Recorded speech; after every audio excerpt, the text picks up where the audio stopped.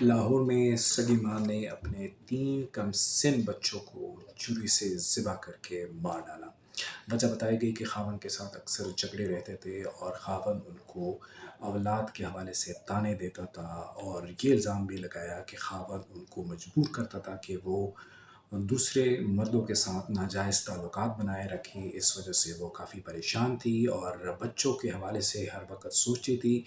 اس کا خیال تھا کہ اگر وہ مر گئی کسی وجہ سے، یا کسی وجہ سے ان کی طلاق ہو گئی یا خاوند کے ساتھ علیحدگی ہو گئی،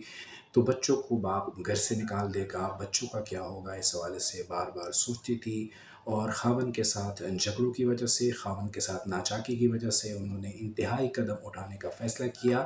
یہ طے پایا کہ وہ پہلے بچوں کو مارے گی اور اس کے بعد اپنی زندگی کا خاتمہ کرے گی۔ تاہم اس سے پہلے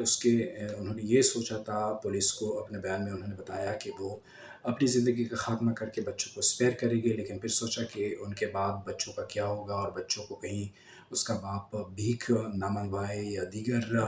غلط راستے پہ باپ نہ لگائیں، اور خاص طور پر بچیوں کے حوالے سے وہ پریشان تھی کہ کہیں اس کو بیچ نہ دے۔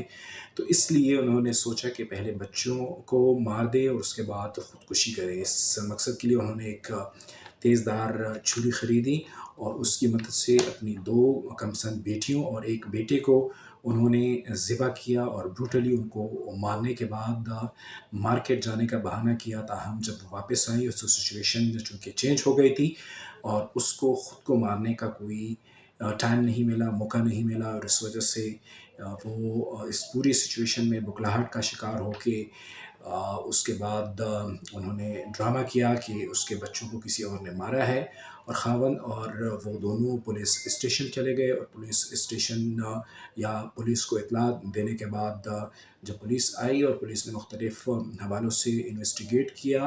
اور دونوں کے بیانات لیے، تو ماں کے بیانات مسلسل اس میں تضاد آتا رہا، اور اس کے بعد پولیس کی